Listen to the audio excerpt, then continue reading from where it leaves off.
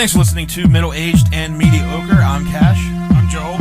And we are a podcast about all things strange and unusual, death and UFOs, and other creepy, Cults, weird, random ghosts. There you go. Yeah. Not just naming things in the room. Oh my god.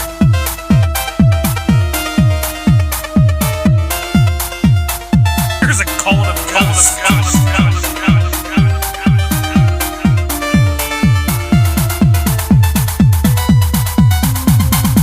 A hulking warrior with the haircut of a small Dutch boy wages a never-ending battle with a skeleton man. Set in a hybrid world of sword and sorcery and technological sci-fi, it's a tale as old as time, but one we're here to tell you once again. Hello, and thank you for listening to Middle-Aged and Mediocre. We're your hosts. You can call me Cash. I'm Joel. That's Joel. And by the power of Grayskull, we have the power. That's a little redundant. The power! So raise your swords high, find a big old cat to saddle up and ride, and let's get into the world of Masters of the Universe. Do you remember Battle Cat? Battle Cat and Panther. And what was Battle Cat's name when he Cringer? Cringer. I remember that was a trivia question on our last podcast. It was. And I got it wrong, and it's been burnt in my brain ever since, because I'm a big He-Man guy. Masters of the Universe. Yeah, Prince Adam. As I was doing this whole write-up, why did they need to give He-Man, because like originally, we'll get into it, but originally he didn't have that whole alter ego thing. That wasn't a part of the original. The Prince Adam? Yeah, like why did they decide he needed to be... like people couldn't tell. They knew it was most people. Like at least Superman had a pair of glasses. Yeah, I know. He's like, I'll put on this pink shirt. Yeah, nobody will think it's me. Nobody will think it's tough guys the don't wear giant, pink. muscular, blonde-headed Dutch boy. Dutch boy. Oh, gosh. So that's right. We're going to talk about Masters of the Universe. Not just the movie, not just the show, the toys, the show, the movie. Its impact on culture. We're going to talk about all of it. I've been impacted. I've been deeply Before impacted. you got into VHS, yeah, you definitely were impacted by Masters of the Universe because you had a lot. I still have You still have it, yeah. The very most of it. And your favorite is Beastman, right? Beastman, yep. He's pretty badass. Yeah. So there's a lot to talk about. The reason I left the Masters of the Universe off my top 5 80s movie list is because I wanted to do a full Masters of the Universe, the entire, franchise. And here we are. But it would have been in my top 5 for sure. The movie? I love the movie. I know it's terrible. The live-action movie? I love it, though. I was like trying to think if there was a cartoon movie or something. I love the live-action movie so much. It's so bad, and it doesn't I remember, I watch it. I'll definitely watch it, but it's just... You're like, what the fuck is this? Number 1 or 2 on my most wanted VHS list. Yeah. So, if you thought I audibly gasped when I saw Princess Bride out in the wild, I know what else you'll audibly do. My dick's coming out if I see Masters of the Universe VHS out in the wild. You better start carrying the Masters of the Universe towel just in case. I was gonna be like, by the power of Grayskull. So let's get into it. All right. In the vast landscape of pop culture, there are a few franchises that have captured the hearts and imaginations of fans across multiple generations, quite like Masters of the Universe. What began as a line of action figures in the early 80s blossomed into a multimedia empire that included an animated show and a live-action film. The epic saga, with its rich mythology, iconic characters, and enduring legacy, has become an integral part of the collective nostalgia and pop culture lexicon. At its core, Masters of the Universe is a tale of heroism, epic battles, and the eternal struggle between good and evil. The action figures that started it all introduced kids to a new line of evil villains and the heroic warriors who battle them, each with their own unique powers and personalities. Do you remember if the first figures, did they have squishy heads? I feel like they had squishy heads. I have a real old one that has a squishy head. So they did at some point have squishy heads? Yeah. Okay. I kept seeing pictures and they did not look like they were squishy. And then I thought first run. I thought I maybe had what's the thing where you knockoff? No, where you remember one thing one way. Oh yeah, that thing. Mandela effect is going on with me. Yeah. You Bearstein bared it. So I thought you would probably know those since you had quite a few of them for a while. I don't know. Anyways, Mandela. Come on. It's Just be wrong. It doesn't have to be an effect. You just remember shit wrong. someone I know. Get over it. Someone I know refuses to accept the fact that Kroger has never been Kroger's. I thought there was an S. Yeah. Yeah. He will not accept. I Googled it, Google image search. I was like, there's not a single picture I of can't Kroger's. be wrong. And he's like, not no. about this. He's like, it was there. It was Kroger's. What a thing to take their stand on. Yeah. This is the hill I die on. Yeah. I used to always call them Kroger's, and I was like, oh, I guess there's an S. It's Yeah, Kroger. just everybody calls like, it. I'm fucking stupid. And I got on with it. That's it. And I moved on. That's like the Berenstein Bears thing. I was Yeah. like, oh yeah, I think I remember it one way, but it's not. All right.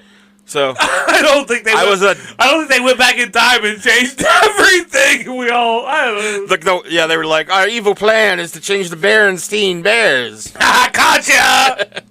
They'll never know what to do with that. read. Yeah, I mean, I was a dumb kid. Of course, I didn't retain all the knowledge. So, He-Man, the most powerful man in the universe, stood as the embodiment of courage and righteousness, leading the charge against the malevolent forces of Skeletor and his minions. Through imaginative play, children are transported to the mystical realm of Eternia, where battles for the fate of the universe unfolded. The first wave of figures, created by Mattel and released in '82. Do you remember who all was included in that first run? Probably Skeletor, He-Man, of course. Let's go Man-at-Arms, Evil Lyn, Tila, Orko. Tila was one. Okay. Orko's not. Orko wasn't on there? Beastman? Beastman. Beastman, okay. Merman? Merman was Was one. he one? Okay. I don't know. You got 1, 2, 3. You got 4 to go. I have 4 more to go! Yeah. Oh, shit. I don't think you'll get. Well, what was the guy with the wings? Frackety frick. you got the guy. Man, I'm on the spot. I can't. So there was. You got He-Man, Man-at-Arms, Stratos, Tila, Skeletor. Merman. I repeat them. I got a Merman too. Yeah, you got that Beastman. Yeah. Zodak. I do not remember Zodak. Zodak. Okay. He's the I know which one that is. He kind of has like a luchador mask on, right? Okay. Google him. There was Battle Cat. Battle Cat. Okay. And then I don't remember this one. Screech. I didn't see a picture. There's some that were a lot better than others. So Screech. Oh, Screech, was that the bird? I think that was the bird that went to top Grayskull. It is. Okay, yeah. It's a little, the flying Skeletor's bird. Oh, yep. And then who was the other guy? Zodak. Zodak. I do not remember Zodak. Yeah, it looks like he has like bear ears or something. Oh, that guy. Let's see. Yeah. Oh, could you get the smallest picture? Oh, there's bigger. I'm sorry. Yeah, it's a weird helmet. Yeah. Yeah, I got him, but without his chest plate, I believe. He looks like he looks kind of like Ant-Man. It's just a throw. You can see why they didn't come up with any more versions. Yeah. So that was the first line. Oh, there was also, of course, Battle Ram and Wind Raider vehicles, and the Castle Grayskull playset. Yep. Ooh, got that for Christmas. I never had it.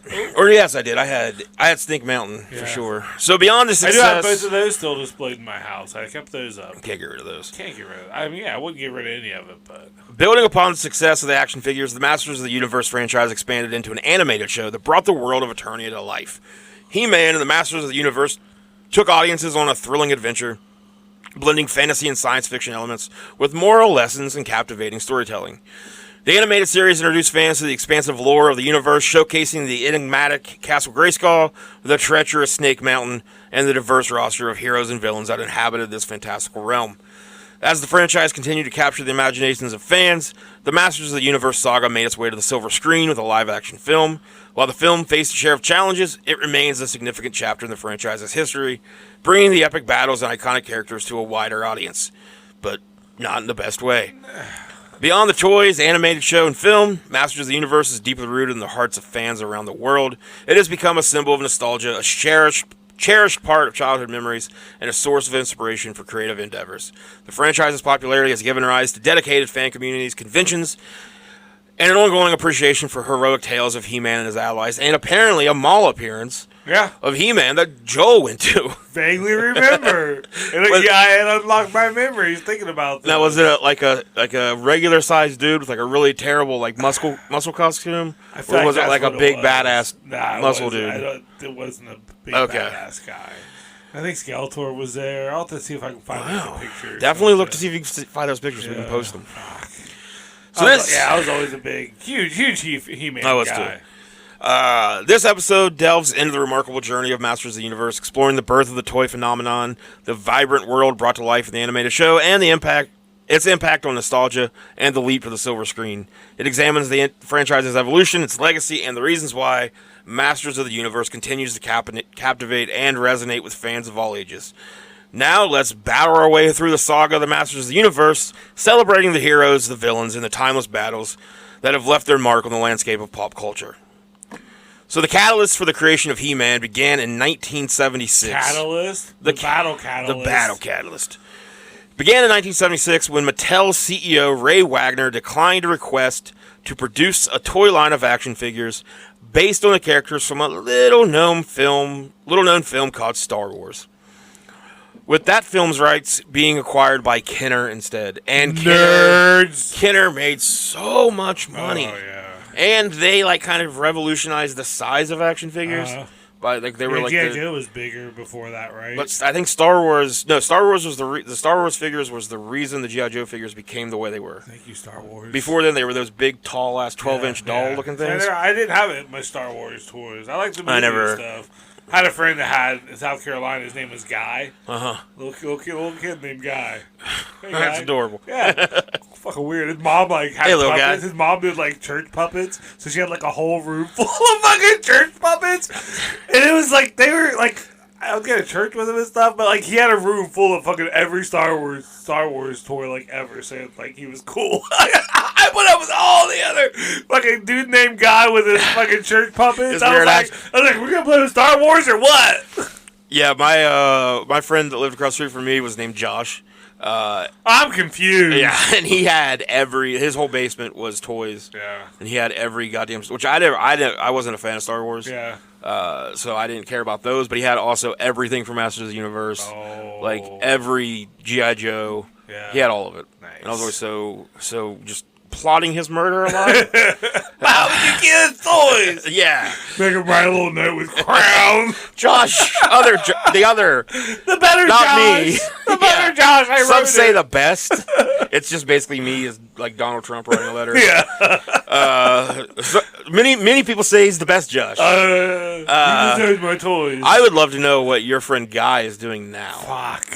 I can't imagine a good turnout for a guy that grew up with church puppets that they had their own room. Oh, man, yeah. Life could not have worked out for that guy. For Guy. There's a little bed in there, and it was one of those higher beds, and it was South Carolina, and fucking dude's name was Guy. Well, Guy, if you're out there listening, I remember went to McDonald's out there in church, and I got a bunch of cool Happy Meal toys.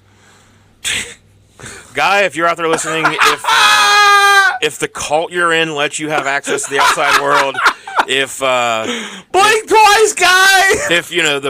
If the prison has Wi-Fi access, shoot us a message and let us know how you turned out. Dude, I bet he's some CEO Dead. of some fucking I bet Guy's doing all right. I bet Guy's in prison for something terrible, actually. Oh man, I wonder whatever happened to his Star Wars collection. Well, it got taken in the. He had the board game and stuff, and he had a TV that was built into the wall. It was their back room area, That's when you know that family had too much money.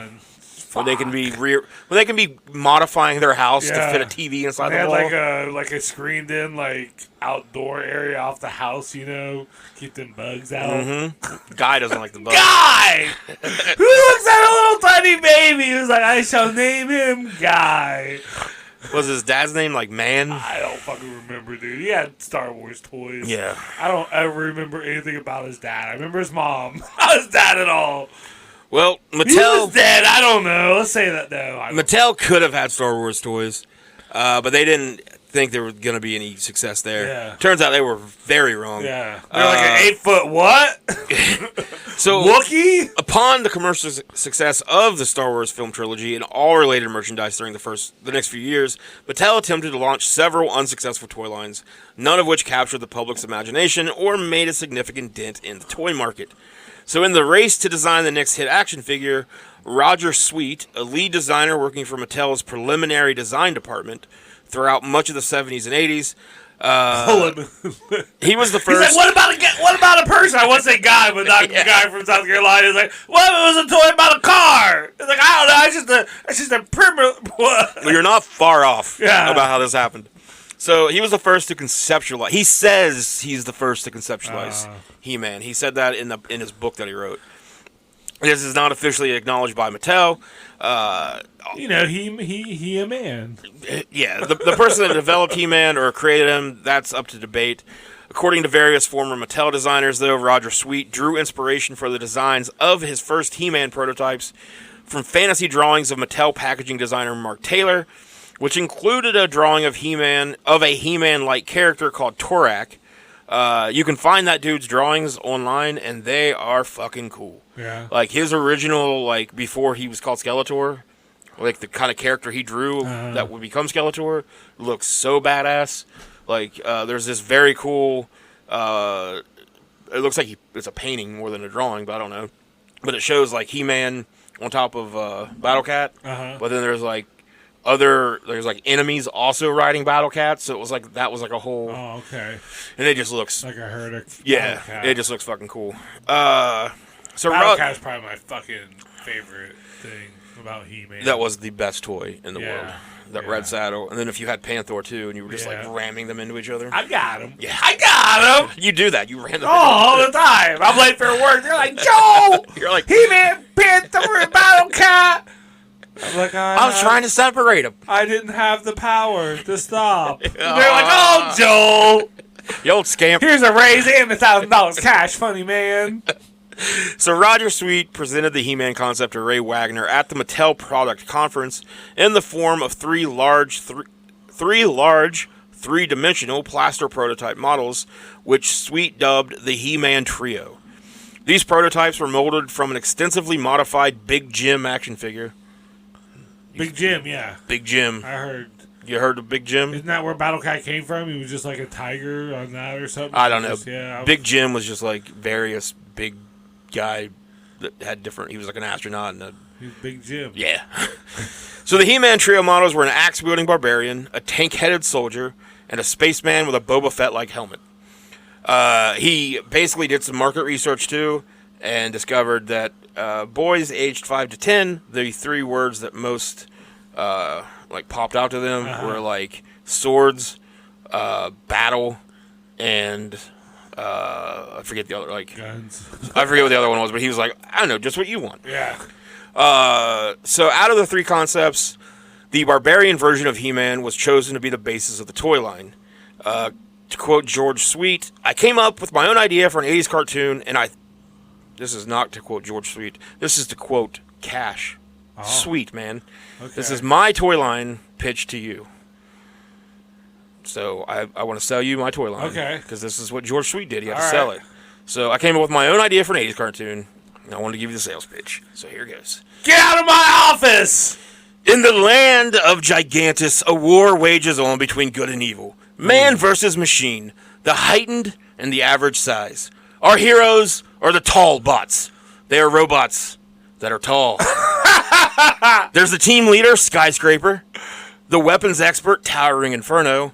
There's Daddy Longlegs, a robot spider with very long legs. 8 of them. 8 of them. And there's Minute Bowl. He's not a robot. He's Minute Bowl. Together, the tall bots do battle with a diabolical Stiltor, an average-sized man who longs to be tall. But as he is but flesh and blood, his genes have molded him into a respectable 5'10" madman, hell-bent on conquering Gigantus and destroying the tall bots, with biomechanical stilts fused to his legs, giving him access to heights he never thought imaginable. Only the tall bots stand between his dastardly band of villains and global domination. You interested in buying tall bots? I think I'll pass on it. What about short butts? Short bots. How do you feel about short butts? What if we had tall and short bots and just bots? You're fucking crazy. I'm leaving. Why does it have to be one or the other? You heard Manute Bowles in it, right? Yeah. He's the basketball player. He's like their mascot. He's like the fun character. He's like the Orko, if you will. Where you buy tall bots. I'll pass it along. Fuck. Well, gotta keep doing this podcast then. Keep doing it. I really thought I just made my my nut. Daddy Longleg. Yeah, So I the saw tall bots are the good guys. I saw the store Tallbot yesterday, Uh-huh. and I thought, Tallbots, how the hell did that never become an 80s movie? Tollbolt. Tall bots. I just like Skyscraper is just like the normal, like every 80s cartoon had like the lead was just like the most normal dude, and then everyone else around him does all the crazy shit. Skyscraper. Really thought you'd buy it. Anyways, originally set under the working title of Lords of Power. I spent too much money on all my He-Man toys. Damn you, He-Man! I'll get See, you you. can cross over. It might have legs. Ooh. If you can do a crossover. That's how, like, She-Ra. You have to, like, Okay. introduce your tall bots. I'm gonna go through back to my He-Man. office. I'm gonna work on the pitch. Yep. I'll be back. Bring it back. So originally set Really tall bots. Super Tall Bots is my final mean- offer. I've changed nothing else about the pitch. Call them super extreme bots. Tall bots. This is the 90s now that I'm doing my pitch. Hell yeah. All I've added is extreme. That's the letter X. Treem. Extreme. Okay. Extreme tall bots. So XTB. originally set under the working title Lords of Power, the name Masters of the Universe came into being when it was suggested that the former name of the toy line was too religious in nature. What was the first one? Masters Lords of Power. Lords of Power. Yeah. Jesus Gods of Power. Was the first. The roster of characters would soon expand past the main hero, He-Man, main hero He-Man, and Mark Taylor would draw inspiration for the series' main villain Skeletor from his 1971 sketch entitled The King of Sticks, along with early renderings of his characters Demo Man and D-Man. Taylor would create preliminary designs for several other original characters as well, with additional ideas or direction from Mark Ellis and Paul Cleveland, among others. But the premise behind the toy line had not yet been fully established. The backstory of He-Man was first conceptualized for special mini comic books, which I completely forgot that those came with the figures. Yeah. Those were created by marketing director Mark Ellis, because he promised was first conceptualized for special mini comic books that Mattel marketing director Mark Ellis promised distributors would accompany the toys. Mattel had DC Comics mock up a comic book with the earliest storybooks written by Donald F. Glute. With major distributor Toys R Us concerned that 5-year-olds don't read, Mark Ellis then first proposed the idea of an animated TV special. These 5-year-olds, they're fucking dumb. Yeah, that's why we put pictures in there. This is going to help them read. Yeah. I want to help. Money! Tall bots! Tall bots! I have like most of the original Runner comic books, that's too. pretty, like the little ones? Oh, no, the big ones. Like from Marvel? No, DC did them. Yeah, The I don't know, Superman. fucking one of them, nerd. The Superman came in. One of them, nerd. I don't know. That's how, because I collect Master of the Universe. Yeah, because they introduced the He-Man comic book I have some of the minis, too. by I having have hardback Superman go to books. Eternia. Oh. Mm-hmm. What? Yeah, he was under the control of Skeletor. Skeletor is pretty powerful. Yeah, he was controlling Superman. Okay. But of course, then, He-Man saved the day. This would eventually lead to a He-Man meeting. versus Superman. That'd be fucking. That's what happened. Yep. Mm-hmm. Just back alley shit. No one saw it. It was like in the movie. It was in the Jersey. This would eventually lead to a meeting with Filmation head Lou Scheimer and the creation of the He-Man and the Masters of the Universe animated series. He-Man's action figure was unlike anything seen before, standing at around 5.5 inches tall. The fucking battle axe, the shield, the fucking sword. The figure possessed an impressively muscular physique, complete with intricately designed harness, a distinctive power You can take sword. it off. You have little Yeah. popped it like a bra. You're like, pop. If you But wanna it see would his- break. They always fucking broke. The attention to detail in the figure's unique aesthetic set it apart from other toys on the market at the time. The The toy line expanded beyond just He-Man himself, featuring an extensive cast of characters from both the forces A of good and colorful evil. cast of characters, I would say. Extensive, colorful cast of characters. I want to bring it back. I actually typed it like 5 times. Yeah. I kept saying colorful cast of characters, and I ended up in the little box where you can search for words. Uh-huh. I searched for it, went through each and changed them all. Oh, So I was like, I've got to quit saying colorful cast of characters. I love it. It's descriptive. So, featuring that from both the forces of good and evil, with each figure being packaged with a mini-comic that laid groundwork for the initial mythos of the Masters of the Universe world. Skeletor, He-Man's arch-nemesis, showcased a sinister and imposing presence with his skull-faced visage and menacing staff. Other memorable That was for little characters. kids. You're like, here, little There's a- 5-year-old. There's a terrifying skeleton man. He doesn't have any flesh. Get the fuck out of here. Leave me alone. Well, he's got blue flesh for some reason. Other memorable characters like Man-at-Arms, Tila, Beastman, and many more added depth What? and diversity to the expanding He's universe. orange. He's That's awesome. colorful as shit. He's awesome looking. What truly set Masters of the Universe apart was his innovative play sets and vehicles. These design sets, such as Castle Grayskull and Snake Mountain, provided children with immersive play experiences, allowing them to create epic battles between good and evil. Additionally, a range of vehicles, including Battle Cat, the Wind Raider, and the Land Shark, allowed I fans thought to their transport vehicles went too far. Didn't they just had horses? Like their legs wouldn't move, and like like the robot, like the that mechanical. one with the long wheel that would always break. That was, like there was a couple cool vehicles, but I didn't really fuck with the vehicles very much. I never did with any toy line really. Ugh. Vehicles were never, I never had a lot You of were them. waiting for tall bots. Waiting for tall bots. You saw that stack of money counted every night. I basically just renamed the Transformers. This is what I did there.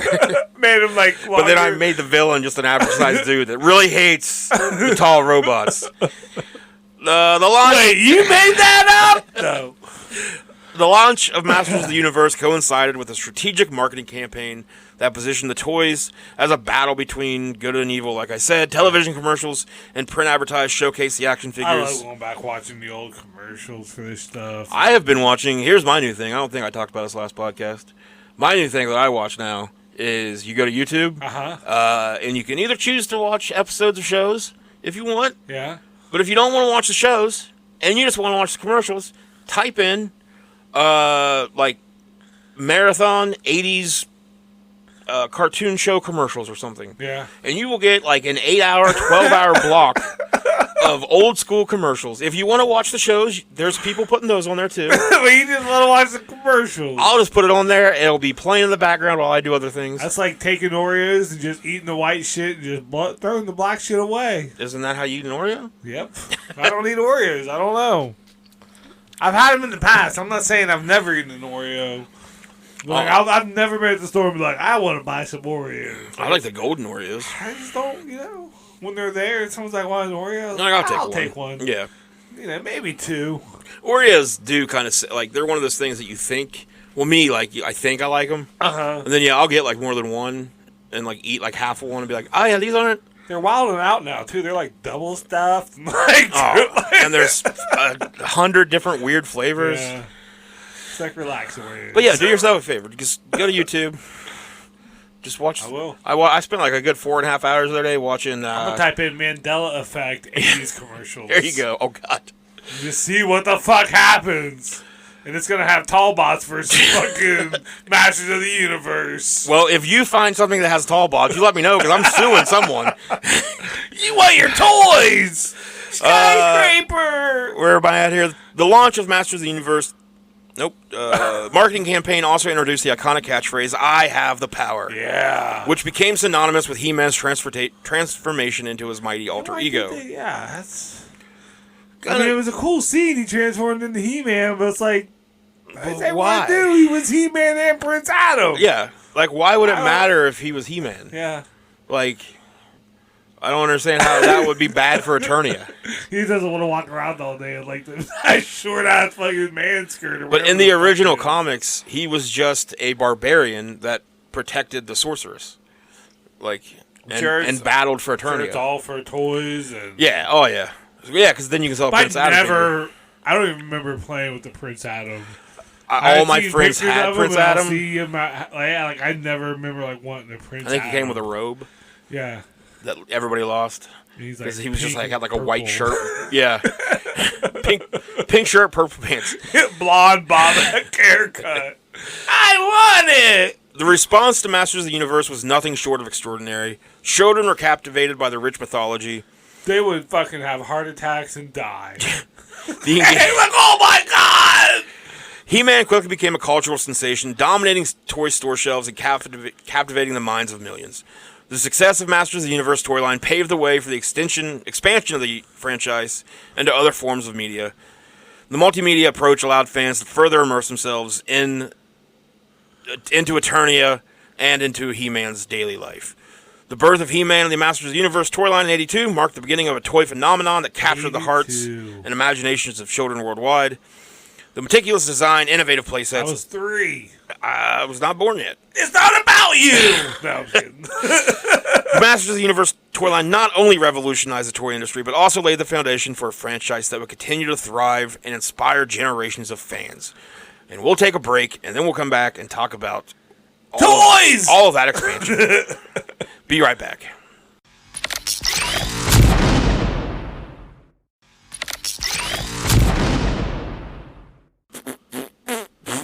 And we're back. In 1983, the world of Masters of the Universe expanded beyond the realm of action figures and playsets with the launch of the animated TV series, He-Man and the Masters of the Universe. This animated show brought the fantastical world of Eternia to life, captivating audiences with its thrilling adventures, memorable characters, and epic battles between good and evil. I definitely use that phrase a lot. Good and evil, yeah. That's He-Man, though. Yeah. He-Man and the Masters of the Universe. Sometimes it's evil versus evil. To see who gets to go against the good. When Hordak comes in. Yeah. I'm more evil than you. I fucking love Hordak. It introduced viewers to the vibrant world of Eternia, a land where magic, technology, and mythology converged. The show's storyline revolved around the ongoing struggle between He-Man and his allies, known as the Masters of the Universe, and the malevolent forces led by Skeletor, who sought to conquer Eternia and seize the secrets of Castle Grayskull. I mean, it is a skull castle, and he is a skull man. So, but like also, he's got a giant snake mountain. Like, just live and let live. It's true. It's true. You're right. Like, I just wish I could like go back and just be like Skeletor. Hey, just like put my hand on his shoulder. Be thankful for what you have. Yeah, just live and let live, man. Like, yeah, bro. He-Man's not perfect. And he goes, Joe! He just dabs me and laughs. Get him, Beast Man! That's his voice! Each episode of the animated series presented self-contained stories. Viewers were treated to a mix of action, adventure, and moral lessons as He-Man used his incredible strength, intelligence, and the power of Grayskull to thwart Skeletor's evil plans every damn time. Every time. The show's engaging narratives appealed to both children and adults, featuring the themes of friendship, bravery, and the triumph, of course, of good over evil. Over evil. Fuck evil. The anime series brought to life. You out there and you evil? Coming for you. Oh, He-Man, of course, was the embodiment of heroism and courage. His allies, such as the wise and skilled man-at-arms. Oh, yeah. The fierce warrior Teela. And the swift and loyal Battle Cat. Teela's bad. She had that Cobra-like shield. Yeah. I'd like to have a Teela figure. Teela, though, was basically Princess Leia. Yeah. And she kind of had the same... Yeah. But it went like up. She's pre-Sha.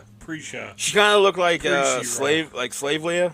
Yeah. Mm-hmm. And they were like, let's just make her. Yeah. Of course, no hero is complete without his villain. And Skeletor filled that role. His menacing presence, combined with his dark sense of humor, made him an iconic antagonist. Skeletor's minions, including the hulking Beastman, the sorceress Evil Lyn, and the bumbling duo of Trapjaw and Triclops. Dude, Trapjaw was so fucking... It is so awesome. Trapjaw, like, has, like, the one arm that you can change the things out, too, right? Yeah, that's Trapjaw. Does he have the claws? He has one regular hand, and I'm pretty sure Trapjaw's the one that had the... My favorites were always the Claw guy. Clawful. Clawful? Yeah. Such a terrible name. He's a bad guy! And the guy with the... Yeah, Trapjaw, like, had the one hand that you'd always lose him. He had like a little hook, and he had like a different kind of hook. I definitely lost those. Yeah. Oh, yeah, Kind of yeah. like a pirate. I definitely lost those. But yeah, his jaw could move on the toy. Trapjaw's a close second for me. There's Beastman and then probably Trapjaw. Trapjaw's pretty badass. Yeah. I always liked, the guy you said, that you gave me the name of. Clawful. Clawful. Yeah. The dude with the bug eyes? Yeah, the Bee-Man. No, I mean, I liked B-Man, too. Oh, Montana. Montana. Yeah, he could push his eyes up. Yeah, I liked him a lot. And, the B-Man was pretty badass. And, I'm sure there's a different Buzz off. The snake guy was awesome. His head popped up. Was it Rattler? Was that his name? Maybe. There's snake a couple guy, different snake You would hit guys. a button and his head would, like, the neck would extend. Yeah, I don't remember that. I remember I have the one with the tongue. There's one with, like, where his body parts pop off and he's just like 7 snakes together. They had the weirdest toys. And that one horror toy that came with all the different parts. And he was like some sort of like crawly thing with like 2 heads. But then you could literally take them all apart and just put them together however you want. Yeah. I don't remember his name, but he was a cool looking fella. Yeah, I know what you're talking about. Then there was the rock guy that just folded into a rock. 2 of them. Was there 2? 2 of them. Okay. Yeah, they transform into rocks. Quick, become a rock! How about tall rocks? How do you feel about tall rocks? The success. Rocks were on that Everything Everywhere All at Once. Have you seen that? Whatever that movie. Oh, it's so good. I heard it was amazing. Yeah, there's rocks in that. I won't spoil it. Okay. Is The Rock in it? I'm not gonna spoil it. Okay. I just watched No Hard In Feelings. my memory, it's all rock.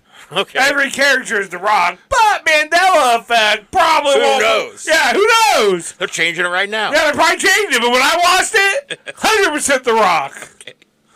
All right. Or I'll die on that hill. It happened. If he's not nominated and wins every Oscar ever, I think that movie was already nominated for. nominated again. Okay. You get that many rocks in one movie. Yeah. The computer. Didn't know how to handle it.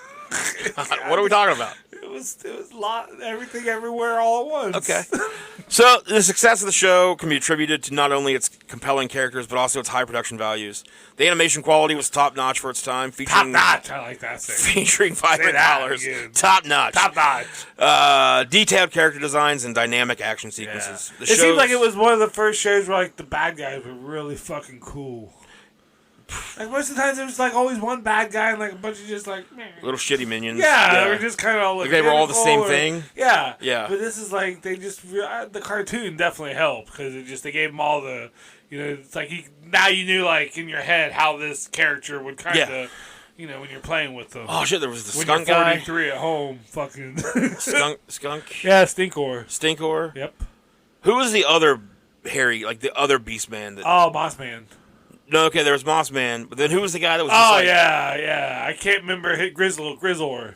Yeah. Grizzlor. It was just like Snoop Dogg named him. doll hair. Yeah. He's like Cousin It, and they were like, Yeah. throw a little bra face on in him there. or whatever. It's A little brawl. It's like a little. I don't know. Like, he Give him a wears it bra. on his. He wears it on his upper body, right? Boys 5 to 10 said they like guns, wars, and bras. Bras, hell yeah. So give him a bra You know where bras go? over the boobs. In drawers. What? The show's Bra drawer. My mom had it. animation studio, Filmation, brought a level of artistry and attention to detail that elevated the viewing spirits, ensured that the adventures of He-Man resonated with the audiences. He-Man and the Masters of the Universe left its mark on pop culture. It's not only entertained viewers, but also served as a platform for promoting positive values and life lessons. Hell yeah. Each episode concluded with a moral message imparted by He-Man himself, teaching children about the importance of honesty, kindness, and standing up for what is right. I was turning that shit off. That's I was like, story's over. See you later, Grandpa. all right, Go out to, He-Man, like, save egg your cards and bullshit to stuff. someone else. I didn't turn toilet paper on this house, He-Man. Fuck off. That was what every show did. Yeah. He-Man did it. G.I. Joe did it. Yep.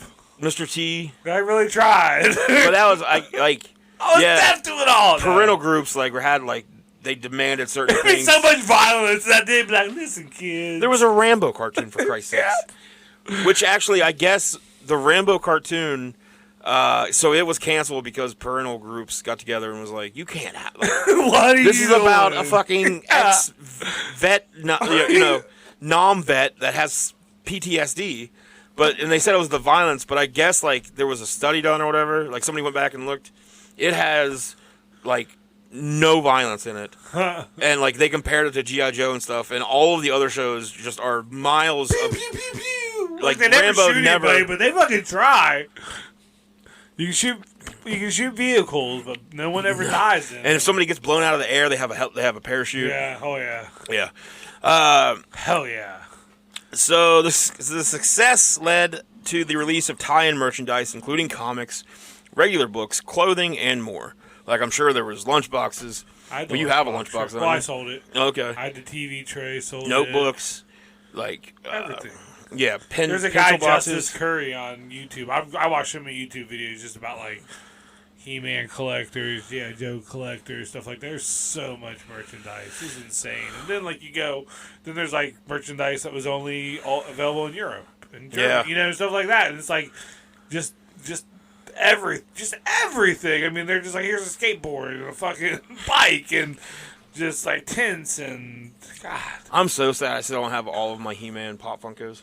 Yeah, you gave one to me and I sold it. You gave me we did something Hordak. for the Hordak, yeah. Yeah. We did something. We did Wink. something for it. Wink, remember that? Hand job. Every time I see that stain on the floor, I'm like, oh, Hordak. That was a Hordak hand job.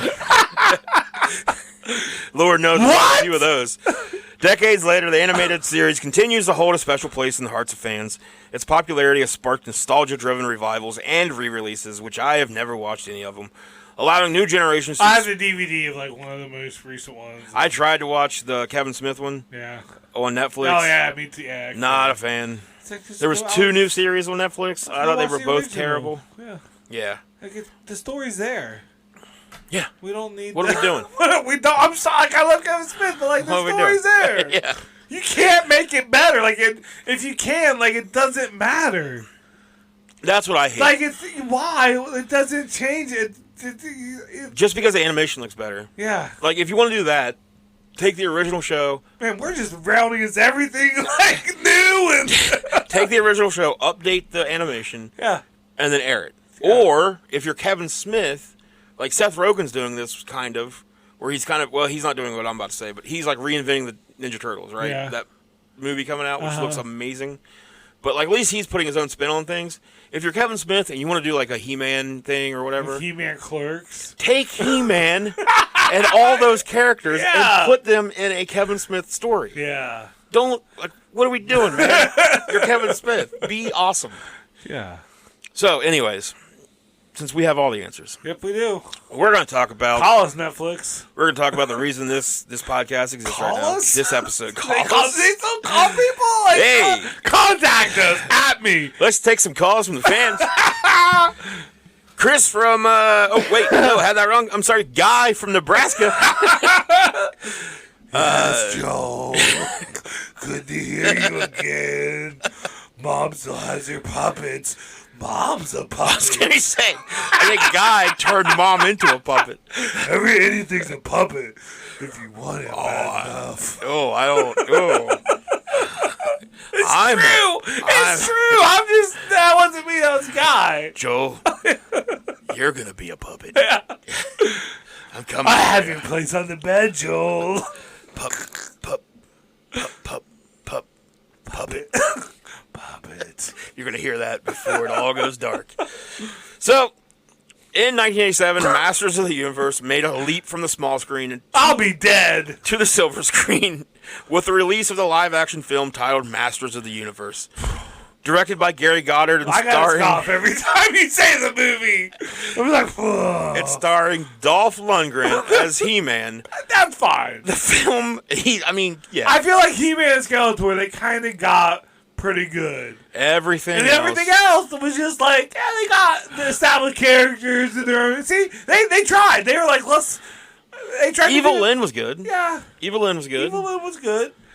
but really, I feel like the thing that we said we want Kevin Smith to do was try something new, but it wasn't. they tried something new. It was awful. They should have probably stuck to the original a little bit more. So, the little wizard guy, what's his name? Fuck, why can't I think of it right now? We'll get to him. Okay. Yeah, we'll get there. Yeah. So, Dolph Lundgren was He-Man. The film aimed to bring the epic battles and heroic adventures of Eternia to a wider audience. While the movie faced numerous challenges during production and garnered mixed critical reception... How's it gonna... Who's gonna be like, oh, I'm starting that cartoon, I'm gonna check out... I've never watched it. But a movie about it? I've never seen a movie about a cartoon I've never watched, but I'm gonna go to this one, because that's Dolph Lundgren. He just got beat up by Rocky. Yeah. But he killed Apollo Creed, no, so... He's He-Man, that cartoon that I've never seen, but the toys are fucking everywhere? Because if you didn't like He-Man, you're like, ah, damn, why is there so much He-Man? Well, it was also like, they very much, you could tell, were like, hey, it's kind of like Star Wars. Yeah. They even have I watched an old trailer, it's kind of a trailer. It's one of those trailers where they have like people that just watched the movie telling you whatever, where they clearly gave that person $10 and said, say this. But one girl's I like... it's just because they're in the 80s. And there's people like, it's totally rad! Well, that how I happened. talk now, but... But then, the very end of it is some girl going, it's just like Star Wars. So I was like, yeah, they really wanted that. Remember Star Wars? Remember it? This movie, I was like, yeah, is this Star Wars? Remember the Star Wars? Star The Wars? Masters of the Universe film transported viewers from the... where I said that?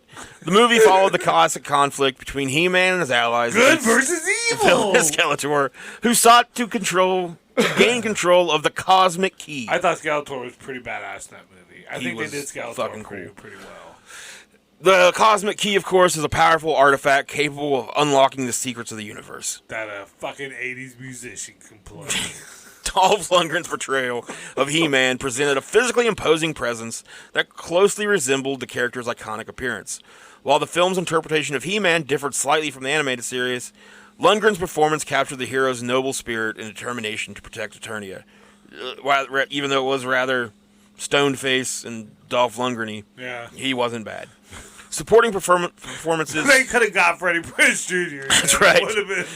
Could have got Fred He's Savage. the Freddie Prinze Jr. of his time. Why wasn't Fred Savage in this? He might have been. Supporting performances from Frank Langella as Skeletor and Meg Foster as Eva Lynn added depths of gravitas to the villainous side of the story. The film faced challenges during its production, primarily due to budgetary constraints. They're like, what? And creative differences. Isn't this a cartoon? The original vision for the movie aimed to be a more faithful adaptation of the animated series, but budget limitations forced significant changes, resulting in a different tone and narrative. See, if you can't do it right, just come on. The original draft included more time spent on Eternia and in Snake Mountain. It had Beastman in a talking role, and even revealed that He-Man's mother was originally from Earth, as per the character Queen Marlena from the Filmation animated series. So you could have had Beastman as a character in this. I'm even madder than I was before. Now every time you talk about the movie, I'm just gonna punch something. I don't blame you. Beastman! According to the director Gary Goddard, Mattel caused problems for the production crew by The director of what? Masters of the Universe. God, punch! Mattel caused problems for the production crew by not paying their half of the production budget on time. A member of staff was forced to put lens caps on cameras on several shooting days to prevent any more filming from taking place. They couldn't take the lens caps off? I don't understand. I think it's just they... Can you lock them? Maybe you lock them. Maybe. I was like, how do we take it off? Due to the production running out of budget, Goddard had to finance the filming of the battle scene between He-Man and Skeletor himself. Only Lundgren and Langella were present, along with a very small crew, with the set's lighting made dark to emphasize the actor's presence. Mattel was also initially very controlling over how He-Man was depicted in the film, insisting that the character could not always appear. From behind, right? Always, like, you show us Dolph's ass. butt. Yeah. They insisted the character not do anything morally wrong, such as swearing or killing. Sales of He-Man toys dipped in the middle of production, after which Goddard noted that Mattel relaxed their rules and allowed the director to have more liberties with the character. 2 sound stages needed to be connected to film the interior of Castle Grayskull, with matte paintings filling in the pits of the central walkway. Unhappy with Lundgren's reading of He-Man's dialogue, Goddard initially planned to have Lundgren's dialogue dubbed over by another actor, but was James Earl Jones, but was not permitted to do so due to contractual reasons. Lundgren's dialogue was subsequently re-recorded and dubbed over the original footage to better meet Goddard's standards. So when so Canon Films is the one that produced this. They're the ones that distribute it. I mean, so they had 2 other projects in the works at the time. So what they did was they took a ton of Masters of the Universe's budget and basically set it aside for the other movies. Okay. And then lost all of their money. Oh. I forget what the other 2 movies were. Financial geniuses. The financial geniuses over at Canon Films. I love Canon Films, though. That's if you ever see Canon Films VHS tapes, just go ahead and nab them for me. Yeah, Canon. I got the Missing in Action 2 over there. All right. Canon. If you ever see Psycho, Okay. nab that from me. Yeah, why don't you talk for a minute while I look up something? All right. What you talk about this movie? Anything you want. Do you remember the toys that came out for this movie? Yeah, they were terrible. They're Sparkor. fucking awful. Like, Because they're from the movie. you gave that one guy a little thing and he sparked. But they're just shit from the movie, and the movie was shit. And I feel like after the movie, though, I just stopped watching the cartoon, too. I think the movie ruined my life. Now that you bring this up and we talk about it, like, I'm punch happy thinking about this movie. So, Canon Films, These fucking idiots. they also had the rights to Superman 4. So they thought Superman 4 was going to be Yeah, the Superman. their And people can't get in. Oh, they can't get enough Superman? They've had enough? Wait 20 years, baby. Okay, thanks. So it was actually the opposite. They took all the money, like basically put it into Masters of the Universe, while gambling on like the 2 other films they had, thinking like Masters of the Universe is going to make us all of the money in the world, and then it didn't. So then Superman 4 got like. Oh my god! I can't wait to hear like what this movie cost to make and what it made. I bet it still hasn't even made it back like in DVD sales because you have the Blu-ray, right? No. Who has the Blu-ray? I thought somebody had. I wish I had the Blu-ray. I don't have. Oh no, you got the Blu-ray for No Holds Barred. These movies are No Holds Barred and Master of the Universe have like this weird place in my brain where they're like just next door neighbors. I wish I had. And like Hulk Hogan and He-Man are just like buds, you know. Like they sit in the garage and just drink beers, and they're like they talk about the wives and.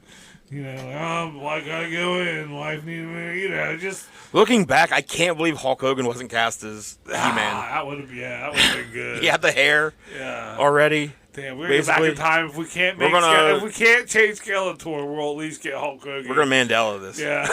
It's a thing! So, prior to releasing the film, the Canon Group touted Masters of the Universe as the new Star Wars. Oh. Despite releasing alongside the height of success. Nothing turns me off faster than calling something the new anything.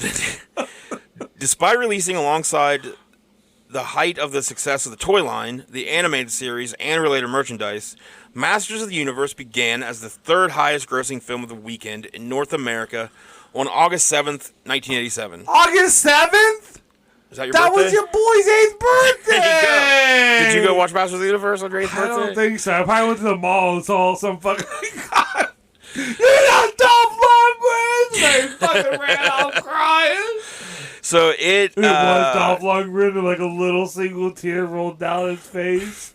It earned, in the 3rd spot, it earned $4,883,168. Weekend. Behind Stakeout, never heard of it. which made over $5 million. That was on my birthday too. It was at number August 2. 7th? And then number 1 was The Living Daylights. The Living Daylights. Nope. It earned over $7.5 million. Good so job. like I understand Masters of the Universe isn't the greatest movie of all time. But at least the opening weekend, you figure. At least people know what it is still. Summer movie came out in summer. It came out in summer. The film quickly left the charts altogether, though. I can't believe the Masters of the Universe movie came out on my birthday. So, it had an estimated budget. I don't remember as a kid. I think that's a Mandela thing. I don't think I that definitely happened. watched it a few times in theaters. I don't remember that happening. So, I'm going to dispute it. It had a estimated budget of $22 million. Its gross worldwide, you were right, is at a little bit over 17 million. Wow. It has never made back its money. It's in the red. Yeah. Yeah. So, little hurtful there. So, Masters of the Universe received generally negative reviews from critics. Currently holds a 22% rating on Rotten Tomatoes based on 27 reviews. It's not a lot of reviews, guys. But I think that is only critic reviews. Oh, okay. Like, you can't just, like, you can do the audience review. Yeah. But, like, the actual Rotten Tomato score is based on critics. So, the critical consensus reads, Masters of the Universe is a slapdash adaptation of the He-Man mythos that can't overcome its cynical lack, its cynicism, no matter how admirably Frank Langella throws himself into the role of Skeletor. Variety called it a Conan Star Wars hybrid ripoff and called it a colossal bore. And they were probably high-fiving over that. They're like, they said we were like Star Wars! Despite the film being panned, actor Frank Langella expressed to media later that he loved playing Skeletor and worked very hard to make the role as exciting as possible, remarking that it was a positive experience for him. Best part of the movie. It is amazing. The commercial failure of Masters of the Universe, among other films such as Superman 4 and Life Force, contributed to the eventual closure of Canon Films. Canon Films had intended to create a Masters of the Universe sequel, indicated by the end credits with the revelation that Skeletor survives his fall. The sequel, titled Masters of the Universe 2, Revenge of the Beast, was written. The script featured He-Man returning to Earth to battle Skeletor, who had returned to Earth and possessed the body of a big business entrepreneur named Dark. He took control of technology of Dark Industries in a new effort to take over the universe.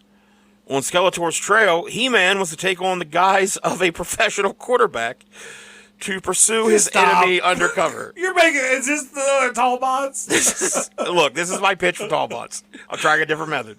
He-Man's a quarterback? He was in the body of a quarterback.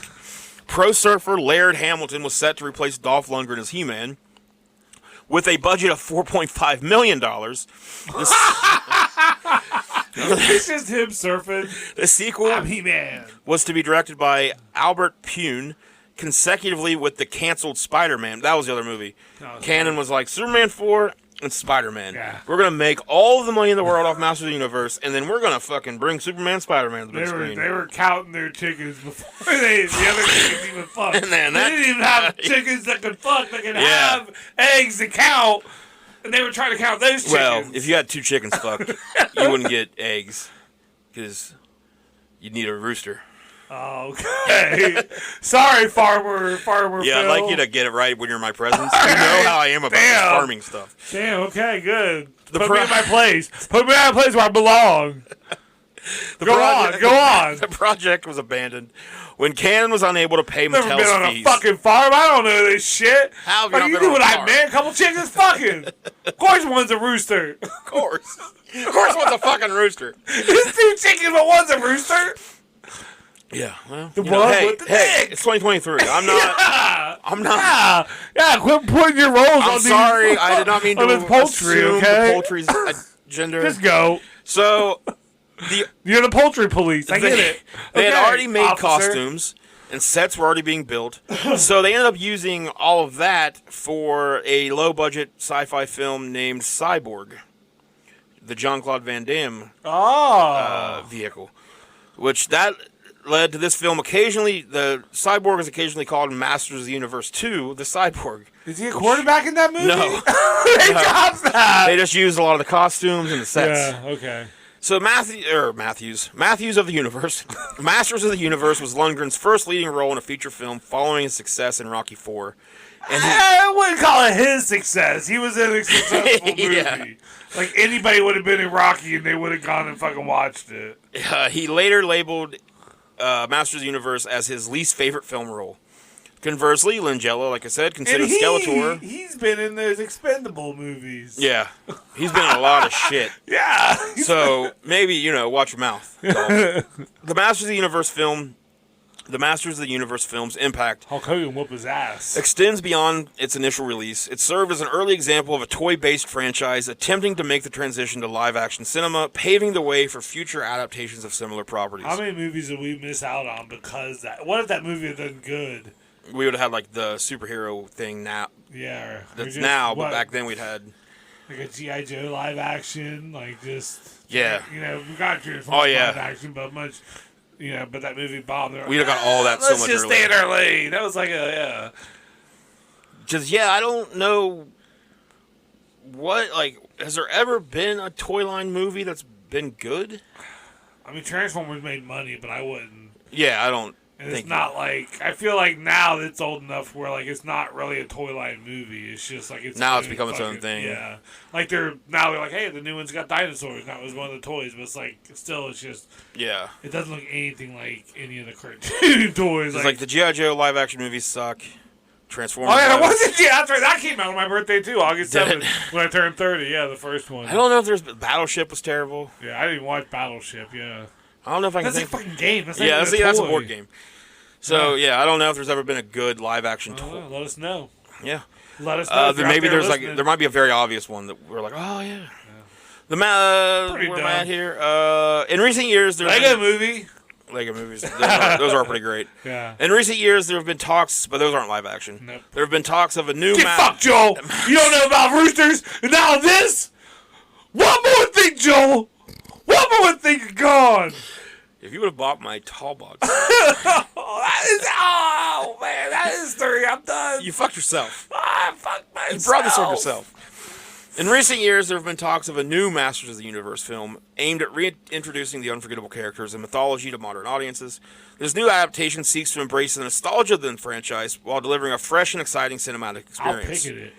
With advancements, I will pick it. What if it's like amazing? What if it's like true to old man hates new things? All right, I got you.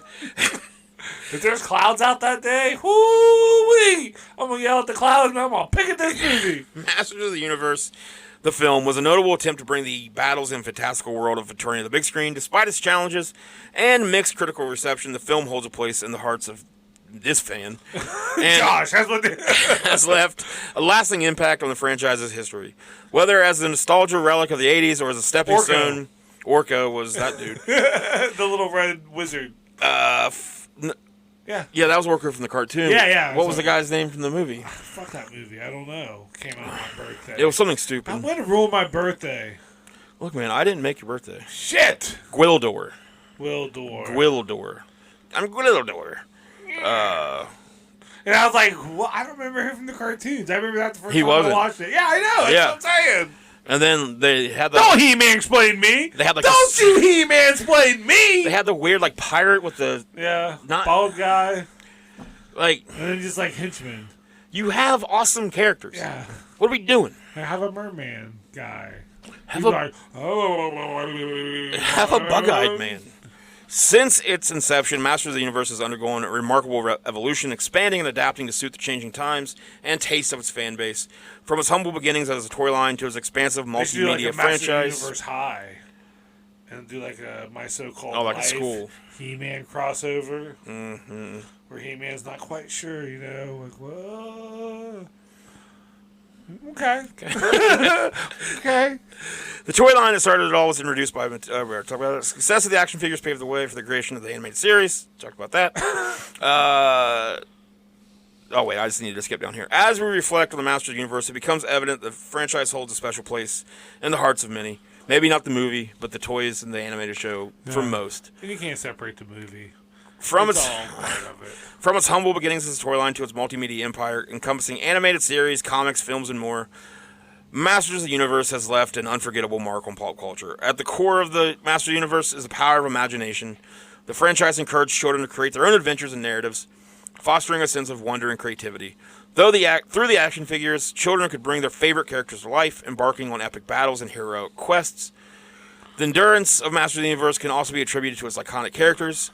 He-Man, the heroic champion of Eternia with his mighty sword and unwavering courage, became an inspirational figure for many young fans. Skeletor, the cunning villain, captivated audience with his wicked charm and memorable catchphrases. Each character in the franchise, from Teela to Man-at-Arms to Orko, brought something unique to the table, creating a diverse and memorable ensemble. The franchise's impact extends beyond its initial run in the 80s. Its popularity has led to dedicated fan communities that continue to celebrate and engage with the world of Masters of the Universe.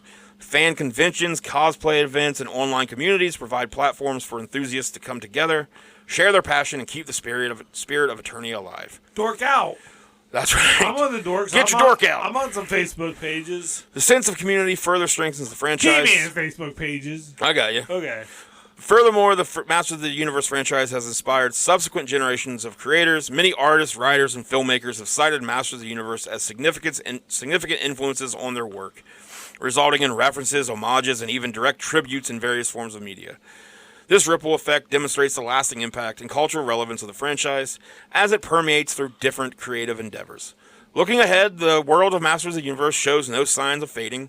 With new adaptations, merchandise, and dedicated fan base, the franchise continues to capture the hearts of everyone. The continued success of Masters of the Universe lies in its ability to evoke a sense of nostalgia, inspire creativity, and provide a source of joy and escapism for fans of all ages. Even 43-year-olds. Masters of the Universe stands as a testament to the everlasting power of childhood memories, the impact of storytelling, and the timeless appeal of heroic adventures. As we celebrate the franchise, we can be certain that the world of Eternia will continue to inspire and captivate generations to come. Lily loves He-Man. She knows about He-Man. She gets I would hope so with all the stuff you had. Yeah. But they are still trying to bring stuff out, but none of the shows have, I think, been good. I wish I had a spot where I could put everything back up. I mean, you did have a shitload. I got the little carrier, a lot of characters, books, comics. You remember the TV tray? Yeah. I had the TV tray. I had it too, but I sold it. I sold that. Oh, one. You had it recently too, yeah. Sold it, yeah, real good shape one, but yeah, I just got rid of some stuff. There was so much Masters of the Universe stuff. I have like a He-Man bank. I kept that. Didn't was it Snake Mountain? Does it have like the puppet? Snake Mountain has the microphone. You talk into the. Take the snake out. You talk into it. It changes your voice. So does Grayskull have one you can? Yeah, there's another one that has another play set. There's like another couple play sets. I had the slime pit. I remember the slime pit. And there was like one that was like the horde. I think it was that one. It was like where it's got like a black sleeve that you can put your hand through. Yeah. Yeah. Was there like a? You fucked it, didn't you? Well, yeah. Take this, Skeletor! Well, I fisted it. Yeah. I used Fistor to fist it. Remember Fistor? Oh, yeah, he had a big fist. He had a big fist. That was... I remember Manny Faces, one of my friends. I, left at his house or something like that. Or he took it from my house. I let him borrow it, and then, they moved. It was just some shit where I just knew I was never getting that toy back. And it still haunts me. I see it out, but it's just I don't want it. I had one. He's fucking gone. All my shit was gone. This is all stuff I've reacquired since, becoming, quote-unquote, an adult. So let's see. I forgot about that guy. Let's see here. So we got Battle Armor He-Man. Oh, I was going to say there's so many He-Man too and Skeletor. Battle Armor Skeletor. Beastman, Blast Attack. Don't remember him. No, I have to see him. I'm sure if I saw him, I would. Buzz Off. Loved Buzz Off. Classic. I love Buzz Off. There was... And you can... Now that Walmart has, you can buy Buzz Off new in a package. It's so weird. $17-$20, I buy He-Man and Skeletor like that. And we got... And a Beastman off that line. Those are the three off that line I bought. We, of course, got Hordak. Clamp Champ. I love Hordak. Clamp Champ is... I think Hordak's my favorite character overall. Clawful. He's up there. Dragstore. Don't remember Dragstore. Dragster. Again, I have to see him. Evelyn Extendar. That was the guy with the neck. He had the tall neck. There was Faker.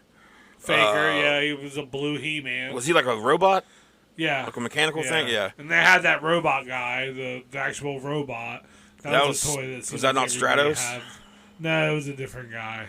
He had the clear chest where you could see. Oh yeah. Shit. There was Grizzlor. Horde. Named by Snoop Dogg. The Horde Trooper. Okay, yeah, he was the big kind of gray looking guy. There was Jitsu. He was a karate guy, probably. King Hiss. Yeah. King Hiss was awesome because you could take his body apart and then he was like a snake. Oh yeah, that's what I thought. Yeah, there was Is that who you were talking about? a whole group of snakes. King Randor, Cobra Khan, Leech. I liked Leech. 'Cause Leech, he had the yeah. suction cup things. Lily, growing up, I let her have that toy in the bathtub. Yeah, it was. Then, like, the O-ring broke, and it was like, well, oh, well. Oh well. Because of the O-ring, people can fix it. But I was like, fuck you, Leech, and I threw it away. We got Man at Arms, Man-E Faces, Yeah. Mantana, Mechaneck, Merman, Merman was good. Modulock. Is he the one you're talking about that you can take apart? I don't fucking know. Mosquitor, Mossman, Multibot. Multibot's the one. See, like, I get them usually used a lot of times. They wouldn't have the packaging and shit. Ninjor, Orko, Ram Man, Rattler. I have an Orco. I have a Ram Man. Like, I have a lot of the, like, Rio Blast. I have a lot of, like, the 80 ones. Scareglow was badass. Yeah, I have a Scarecrow reissue. I guess I have 4 reissues. I'm a liar. Snakeface, Snoutspout, Sorceress, Spikeor, Squeeze. He had the big arms. He had the big like stretchy arms that you could pull back and forth through his body. I don't remember that. Stinkor. Double Trouble, I have that, where it was like the 2-headed guy, like his arms was... Mm-hmm. So this has got to be fun for people watching this reading. Yeah, it's us reading names. Too bad. I have a country question for you. A country question? Yeah, for country music. Okay. This song came in my head the other day, and I didn't want to look it up because I wanted to see if you knew who sang it. Okay. If you walk, don't drive, Do the watermelon crawl. Who sings that? Watermelon Crawl is... Who is it? All right, back to He-Man then. Oh, I figured you would know it. That's why I didn't Google it. Watermelon. I was like, this God will be good for damn the it. show. This is going to drive me crazy. If you don't drink, don't drive, do the watermelon crawl. I want to say John Anderson, but that's not right. Yeah, I know John Anderson from the other show. that we The don't other do show. anymore. Run and crawl down. I got to look it up now. All right. It's on my country playlist. See, it's a good song, but I can't remember who sings it. It's not Tracy Bird. Tracy Bird. Yeah. Okay, Tracy Bird. His number one hit. Followed right behind by Drinking Bone. Nope, don't know that one. Just know the Watermelon Crawl. Okay. Is he the guy that did like Third Rock from the Sun? Or No, whatever? Third Rock from the Sun was Joe Diffie. Joe Diffie. Yeah. We need to go see him in concert. He's dead. He's dead? Yeah. Ooh. Yeah, Diffie's dead. I guess you're damned if you do and damned if you don't. Damn right. Diffie do. No, I'd Diffie with you. The whole thing was just to get you to say Joe Diffie. I thought that was one of his songs. I wanted to do the damn Diffie do, damn Diffie don't. I'm glad you got to do it. I'm glad I make your dreams come true. Woo! Your Diffie dreams. I can't believe I thought of Third Rock from the Sun. This one's for you, Joe Diffie. All right, well, on that cue, I want you to watermelon crawl your ass out of here. Never come back.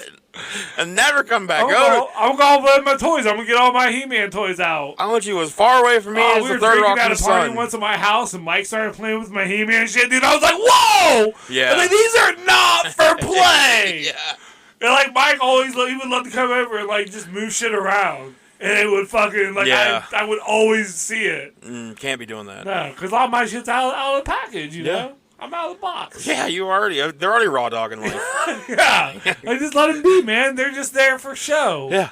You know? Then what you need is a little box that has, some stuff you don't care about. Be like, these are not for play. Yeah. Here's a box that you can play with. It wouldn't matter. He'd still fuck with me. He's All a right. good friend like that. Okay. Yeah, let's fuck Damned him. if you do, damned if you don't. If you walk, don't drive, do the walk. That was way off. I mean, that was